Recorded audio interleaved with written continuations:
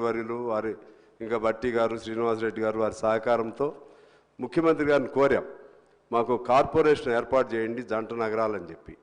దానికి ఇప్పుడు ఈ ప్రాబ్లం ఇది కొద్ది ట్రైబల్ ఏరియాలు ఉన్నాయని ఇటువంటి ప్రాబ్లం చెప్తున్నారు. కానీ వాస్తవంగా మన జీవో ప్రకారంగా లేదు, 170 లేని ఏరియాలు కూడా వాళ్ళు రాంగ్గా అప్లై చేయటం వలన వచ్చినటువంటి ప్రాబ్లం సార్ అది.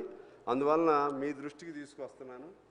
ఇందులో 1950 ప్రెసిడెన్షియల్ ఆర్డర్లో 12th పాయింట్లో page number 4, all the villages of LN taluka of Warangal district excluding the Yellandu, Singareni and Serpur villages and the town of Kothagudem, ఈ 4 మినహా మిగిలినవన్నీ ట్రైబల్ ఏరియా.